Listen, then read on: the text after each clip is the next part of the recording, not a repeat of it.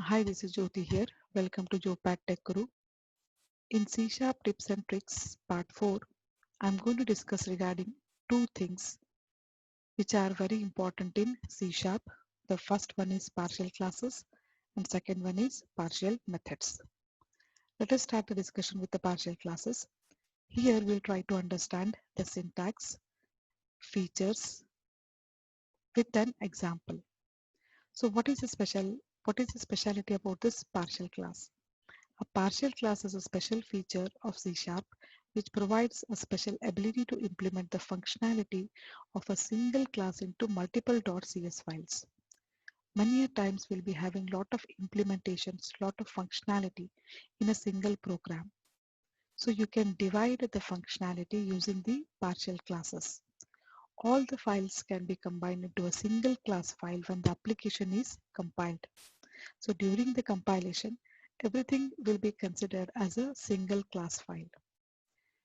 So a partial class is created by using the partial keyword. You have to attach the partial keyword before the class definition.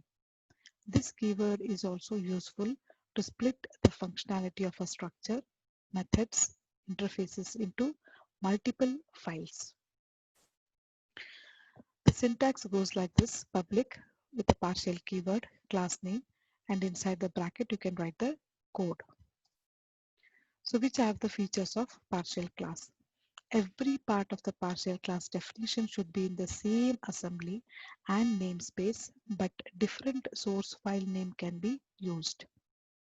As you are having lot of functionality, you can create the particular partial classes in a single namespace so that that namespace can be referred later on. The partial modifier can only be present before the keywords like class, structure, and interfaces. All the parts must have the same accessibility like public or private. If any part is declared abstract, sealed, then the whole class is declared of the same type. So what is an abstract class? Abstract class is the one with the abstract keyword. It is useful to define classes and class members that are needed to be implemented or overridden in a derived class. So sealed class is the one which cannot be inherited. We can create the object and access the methods. So if any part is declared abstract or sealed, then the whole class is declared of the same type. Different parts can have different base types, and so the final class will inherit all the base types. So you can go on creating number of partial classes within the main class or the base class, which is referring all the other classes. It will inherit all the features. It is utilizing all the features and then it is trying to implement it. Nested partial types are allowed. What are the advantages of partial class? With the help of partial class, multiple developers can work simultaneously on the same class in different files. Within a team, if everybody is working on the same namespace and on the same class, then there will be always an ambiguity. So if multiple developers are working simultaneously, then they can maintain different files. With the help of partial class concept, you can split the UI of design code and the business logic code to read and understand the code. When you were working with automatically generated code, the code can be added to the class without having to recreate the source file like in Visual Studio.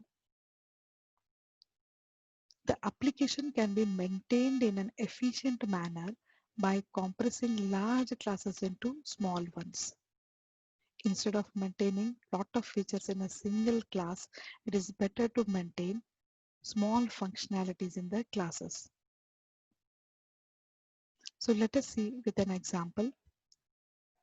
To honor the time, I have already written a program which will make you understand this partial class. So here I have got a partial class called as customer, in which I've got public properties, customer ID, integer type.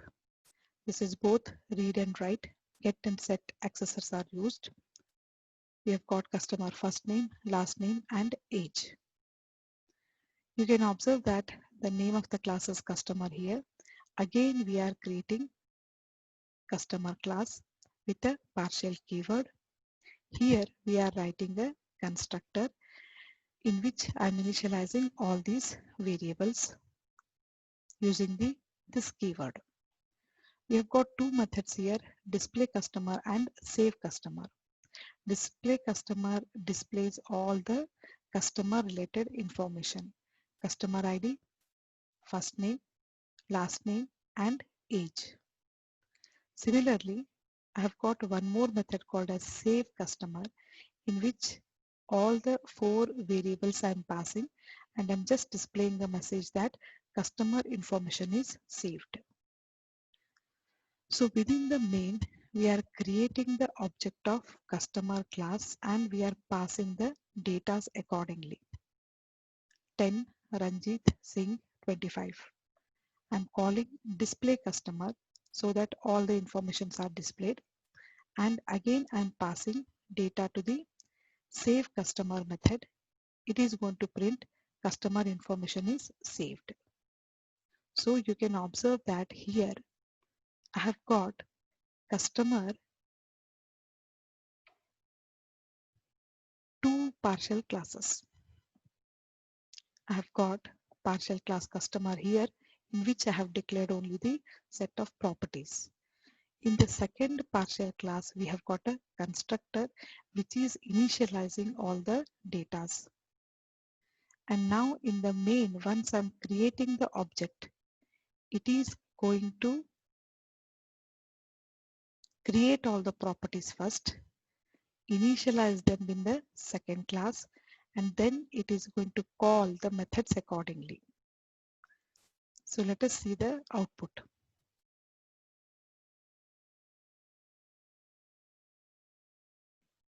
So 10 Ranjit Singh 25. This is the display customer information, and customer information is saved. This is from save customer method.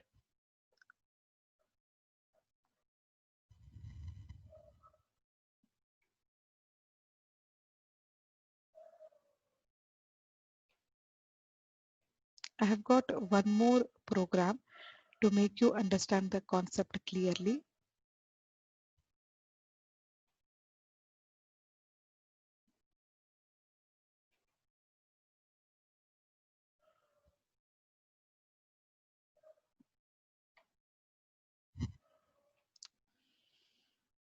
Okay, so here I have got namespace partial classes. Within this, program contains the main. So main is having calculator object, which is calling addition, subtraction, multiplication and division.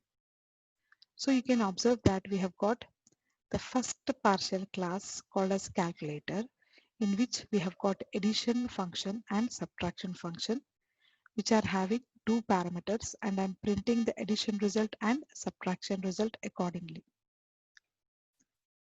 Again, we have got a partial class calculator, which is having multiplication and division function with two parameters, and I'm printing multiplication result and division results accordingly. So here, once you create the object of the calculator, with the C1 dot, you can observe that all the functions are getting combined. So addition, division, multiplication, subtraction. These all are coming from both the classes. The compiler is going to compile it as a single class. That's why I'm able to get all the functions. So once you execute, you will be getting the addition, subtraction, multiplication, division results accordingly. So this is the way how exactly your partial classes work.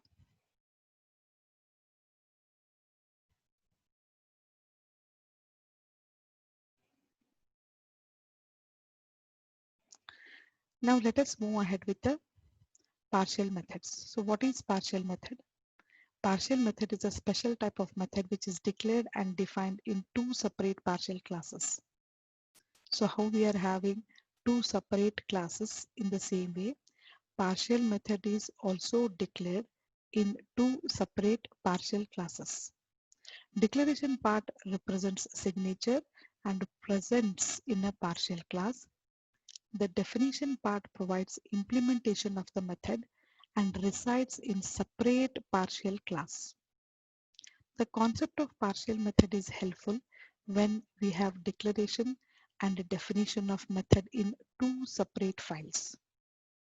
If definition or implementation of the method is not provided, compiler removes the signature at compile time.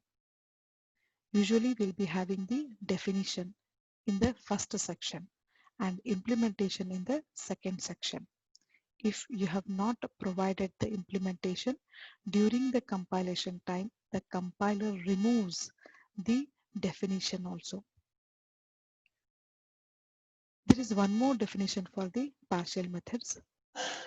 Partial classes or structures can contain a method that's split into two separate .cs files of the partial class or structure.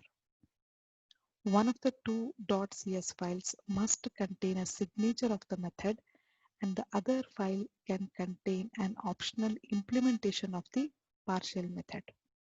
So both the declaration and implementation of a method must have the partial keyword.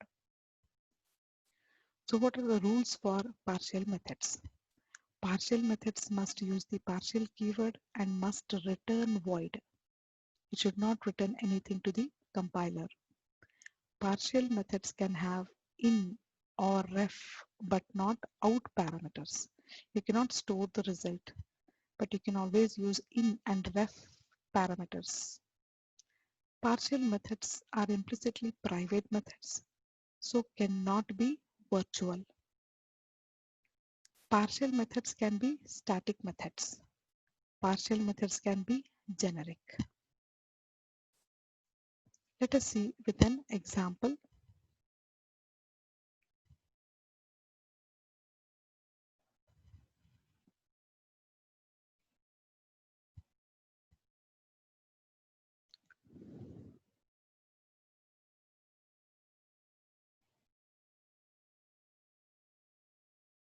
So here I have got a program with a namespace tips and tricks part 4. Partial class my class contains the declaration of the display message method. So we have got partial void display message in which we are going to give string message. There is a partial class my class again with the implementation. You can observe that we have given partial void display message. Within this we are printing the message. Now in the main, once I call the object, or if I'm giving new my class dot display message with the message, it is going to get printed.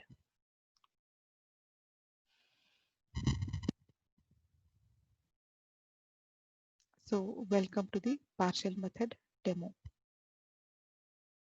So you can observe here, I have got partial class my class with the declaration, and I have got partial class my class with the implementation, and in the main we are calling the object and we are calling the method accordingly.